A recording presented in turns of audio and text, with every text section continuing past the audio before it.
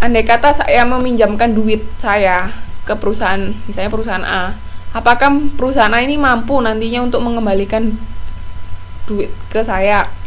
Dilihat dari kinerja perusahaan juga. Kalau misalnya sudah banyak utangnya perusahaan, kreditor juga mikir-mikir mau minjamkan itu kok riskan, nanti kalau nggak bisa membalikan hutang bagaimana. Nah, itu bisa dilihat dari laporan keuangan perusahaan. Konsumen juga gitu ya, dari laporan keuangannya. Kalau kinerjanya bagus, mungkin sekarang itu kan ada yang namanya CSR, Corporate Social Responsibility. Jadi perusahaan itu harus memperhatikan juga lingkungan sekitar perusahaan kan. Kayak misalnya bantu masyarakat yang kurang mampu. Nah, itu sekarang konsumen lihat kalau perusahaan itu banyak melakukan CSR, biasanya mereka memperhatikan masyarakat, berarti baik perusahaan ini, makanya konsumen mau beli produk dari perusahaan itu. Atau sekarang juga ada yang namanya cost related marketing. Ketika kita membeli produk suatu perusahaan, nanti didonasikan sekian persen untuk siapa, misalnya korban bencana alam atau apa. Itu juga konsumen kan tahu dari cara mereka melaporkan keuangan itu. Nanti ada laporannya kan, ini sekian alokasi dananya sekian. Tuh, kalau pemerintah ini juga penting. Pemerintah tahu kalau perusahaan ini melakukan kecurangan enggak. Kalau misalnya iya kan bisa ditindaklanjuti di hukum, ada hukumnya. Itu stakeholder ya, jadi jangan lupa stakeholder itu ada dua, internal dan eksternal. Oke, saya lanjutkan.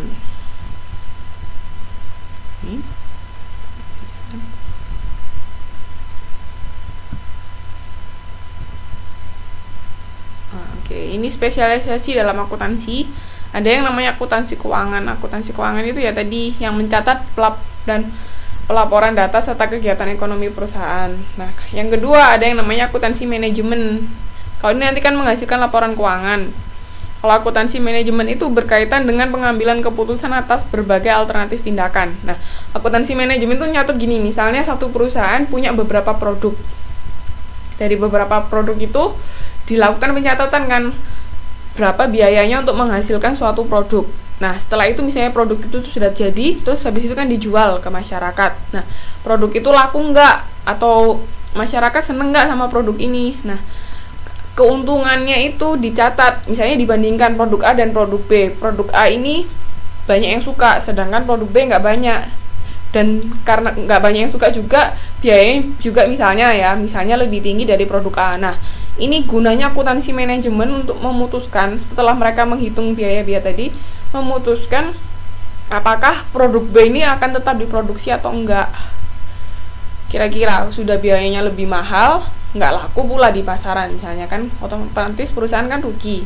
Nah, itu gunanya akuntansi manajemen untuk memutuskan apakah kita terus memproduksi produk B atau enggak, atau di-cut pada saat itu sudah ini kita rugi kalau produksi barang ini, terus lebih baik di stop aja. Itu gunanya akuntansi manajemen ya. Nah, ini membantu memilih alternatif yang paling baik. Gimana caranya untuk mengurangi biaya atau apa, itu gunanya fungsinya akuntansi manajemen. Ada lagi yang namanya akuntansi biaya, perpajakan, anggaran, pemerintahan, sistem akuntansi, akuntansi sosial, dan auditing. Ini berhubungan dengan ini biaya-biaya, ini berhubungan dengan pajak. Kalau anggaran ini bikin anggaran. Pemerintahan ini berarti akuntansi yang dilakukan oleh pemerintah, kayak misalnya pemerintah daerah atau pemerintah apa, ini akuntansi pemerintahan. Kalau sistem akuntansi itu informasi akuntansi, jadi semua pencatatan akuntansi sudah berupa komputerisasi, nggak manual lagi, udah berupa kita bisa otomatis masukin data ke komputer, terus nanti tinggal keluar laporannya. Itu sistem akuntansi. Kalau akuntansi sosial ini yang berhubungan dengan kegiatan sosial perusahaan. Nah, kalau auditing ini jadi kan setelah misalnya perusahaan bikin laporan keuangan jadi kan. Nah, laporan keuangan ini harus diaudit. Audit itu maksudnya dicek apakah laporan keuangan yang perusahaan buat ini sudah sesuai enggak dengan kenyataan-kenyataan transaksi yang ada sebelumnya. Kan kadang kan ada yang curang kan, menggelapkan duit segini. Nah, itu fungsinya diaudit. Jadi untuk tahu apakah perusahaan itu mencatat laporan keuangan itu dengan sebenar-benarnya atau enggak. Nah, tugasnya auditor itu biasanya dari eksternal perusahaan. Ada dua sih, auditor internal sama eksternal. Kalau internal itu dari dalam perusahaan, kalau eksternal dari luar. Tapi mayoritas untuk yang auditor akhir itu harus dari yang luar. Jadi yang menyatakan bahwa laporan keuangan yang dibuat perusahaan ini sudah benar adanya, sesuai dengan transaksi-transaksi yang ada. Itu gunanya auditing. Sampai sini ada yang mau ditanyakan?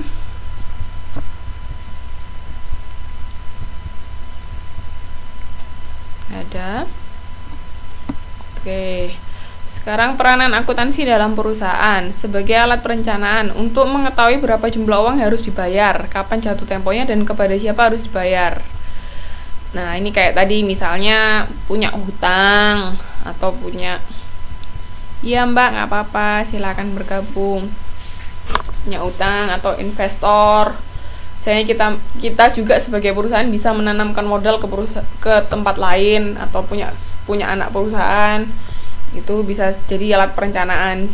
Duitnya segini dialokasikan untuk apa itu gunanya akuntansi kan, karena di akuntansi itu kan pencatatannya detail posnya, misalnya modalnya berapa, kasnya berapa, piutangnya berapa, persediaan berapa, itu bisa direncanakan semua.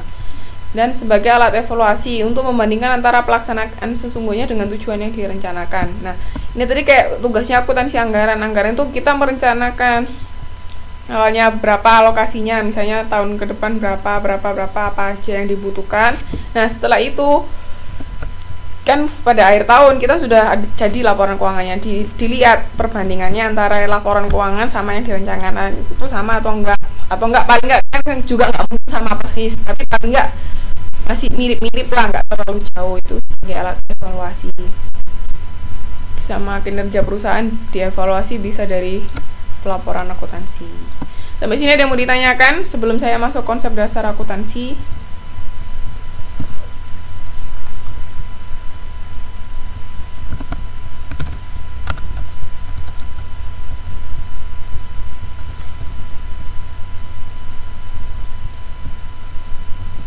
Ada yang mau ditanyakan? Entitas itu perusahaan,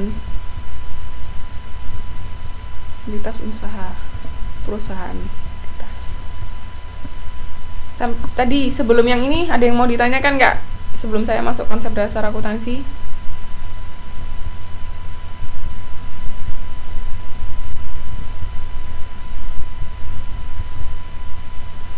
Ada yang mau ditanyakan, Mbak? Monggo kalau mau ditanyakan. Nggak ada, kalau nggak ada saya lanjut ya. Oke, nah konsep dasar akuntansi. Ketika kita mencatat akuntansi, itu kan nggak bisa seenaknya juga kita mencatat, harus ada caranya. Nah, cara mencatatnya itu, ini belum pencatatan sih, sorry, ini masih konsepnya.